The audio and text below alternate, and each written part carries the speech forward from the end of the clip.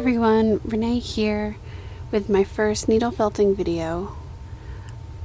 I'm going to show you some tricks on getting started on your needle felt if you got a kit for Christmas or anything like that. So your kit probably came with some core wool or a color that they want you to start the body with.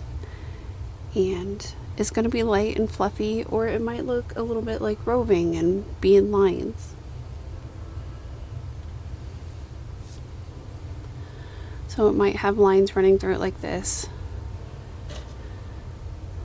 So if you just have the roving, a good trick to start to get that core of your needle felting really tight is that you can just roll it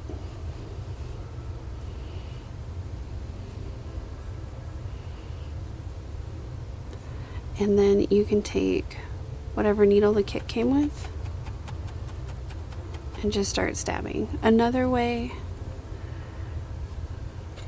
that's a little bit easier, so you're not having to hold the wool so tightly, is if you have a pencil, a pen, a kebab like this handy, you can just roll it tightly on that.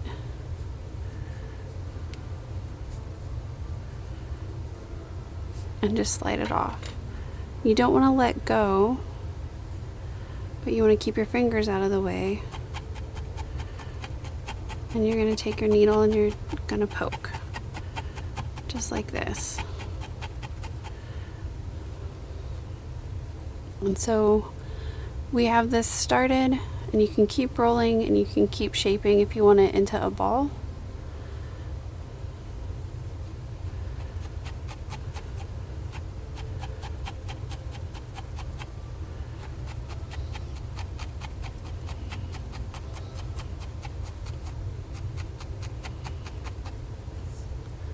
You can keep rolling just like that.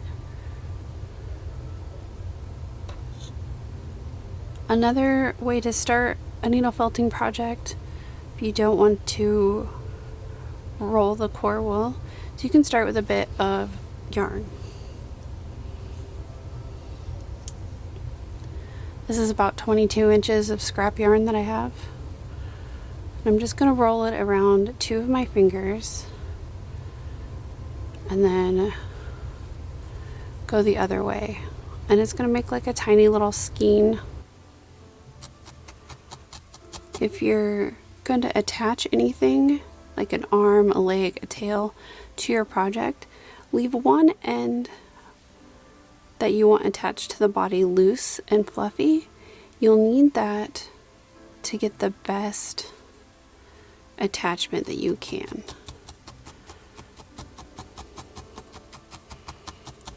So it's not going to take a lot to get it where you need it, but if you feel like you're off a little bit, you can just gently work that off of your project and set it back where you want it, and then just felt again.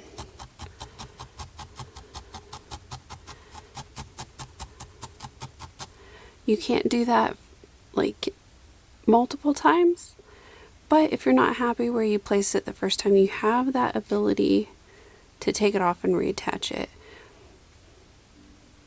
That's why usually needle felting's not recommended for children or pets, because it's very easy to just pull apart and completely undo everything.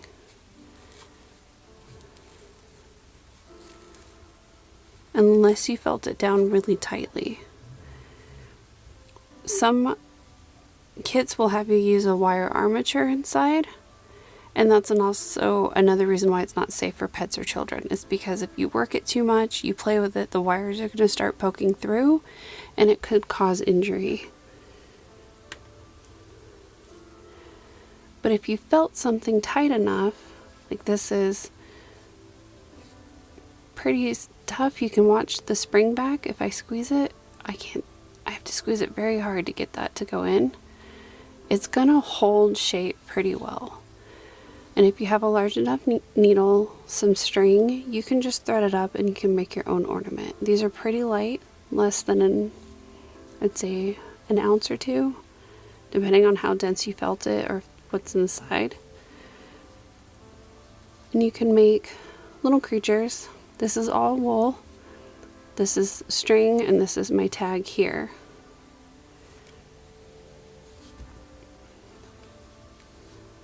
So it really doesn't take a whole lot to make a creature of your own. And if you pursue needle felting, I recommend getting a needle holder of some sort, because that will really save your hands and wrist instead of just holding the needle by itself. You can get multi-tools and single needles as well. And if your kit comes with one of these wooden handled ones, but no instructions on how to assemble it, let's see if I can get one apart for you.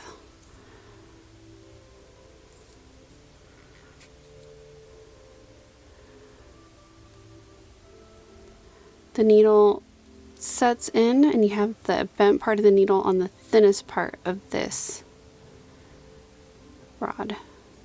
And then you push it into the holder and it's held in there with tension and pressure. So that's how you load your needle tool. And then you're free to poke away.